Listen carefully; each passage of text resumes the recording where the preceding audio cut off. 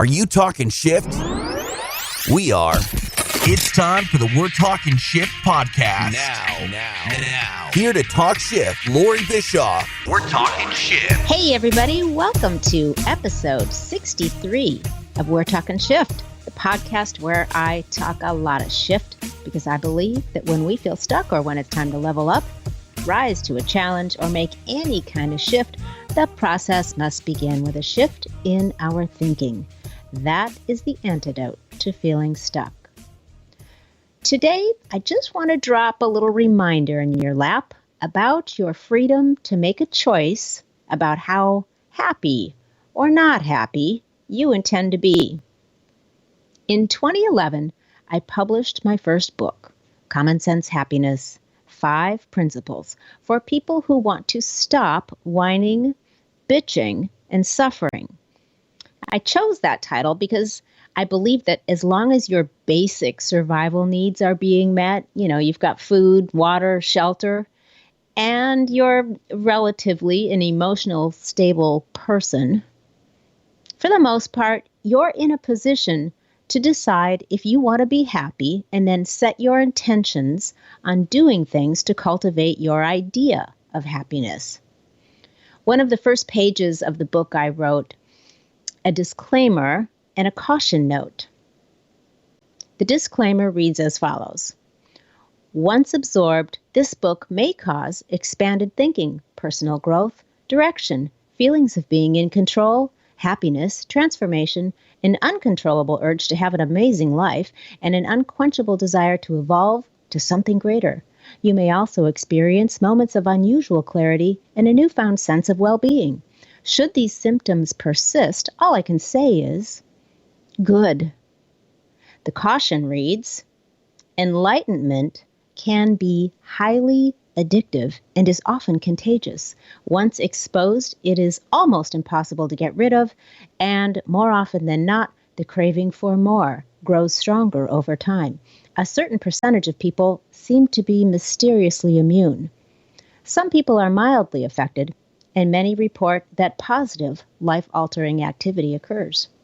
So in other words, you must be willing to risk a change in your perspective on what's possible for you. If change and owning the responsibility for how content you can be are just unbearable ideas, you should never ever read this book. Answering the following questions might help you decide. Is there ever not a right time to grow? Is there ever not a right time to consider a new possibility?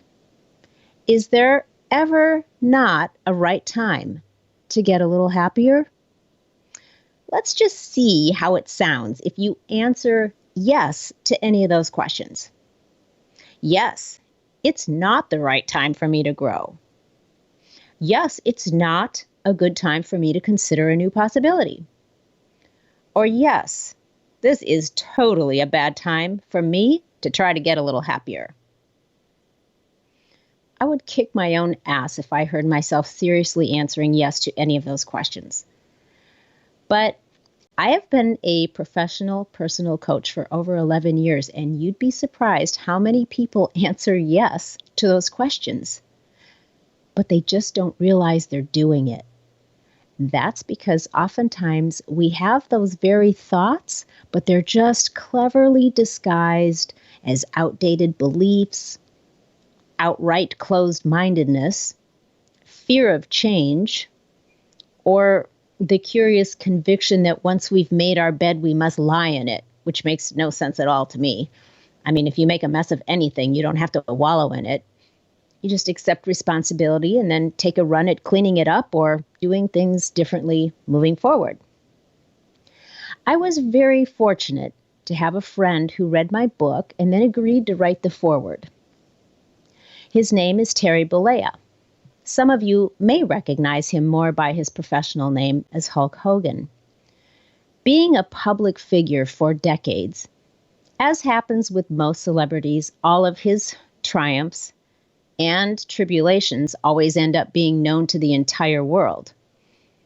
That being said, in one of the passages he wrote, quote, you may be surprised to hear someone in my line of work talking about living a life of peace, love, and joy. But listen, all the fame and money in the world can't buy you happiness, end quote. Well, he would know. In the past, he has spoken publicly about his own personal incidences that launched him into periods of depression. I mean, we all know how true that is. As we continually hear about people of wealth and fame who find themselves in the throes of misery and depression. There are just some things that you can't get from external sources. Terry Hulk Hogan Balea ended his foreword saying, "The choice for happiness is yours. What you gonna do?" I'm not even going to try to do his impression. I would just butcher it. But anybody that's a fan knows that's his line. What you going to do? And really, that's the whole point summed up right there. The choice is yours. The ball's in your court. And that's what I love about him. No matter what, he owns his freedom to choose again and again and as many times as it takes to cultivate his idea of happiness. So the point I'm making is, circumstances change. People change. We change. We get things right. We also make mistakes. We make colossal mistakes. So cultivating happiness is not only an inside job requiring the right attitude, it's a job that requires a continual recalibration of the components in your life because everything continually changes. So that's all I intend to leave you with today. It's just a little reminder that you have the freedom to choose the state of mind that you want to dwell in, because that's really what happiness is. It's a state of mind, or you could also say it's a state of being.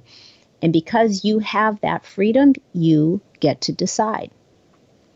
So that's it for today, my friends. As always, I am grateful to you for spending some of your time hanging out with me today. I hope you've subscribed so you never miss an upcoming episode, and it would really mean a lot to me if you'd hit me up with some stars and give me a rating. If you found this episode valuable, please consider sharing it with some friends that you care about. Maybe even the ones you don't. Who knows? If they learn how to get happier, you might like them better.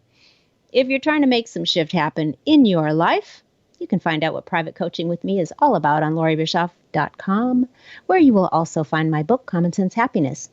And it's on Amazon as well. I would love to connect with you on any of the social media platforms, so don't be shy. Stop by and say hi. Until next week, stay feisty, my friends. Go forth and make some happy shift happen. You too, Gary V. The preceding podcast was a TJ DeSantis production. Comments, questions, and inquiries can be directed to DeSantisProd@gmail.com.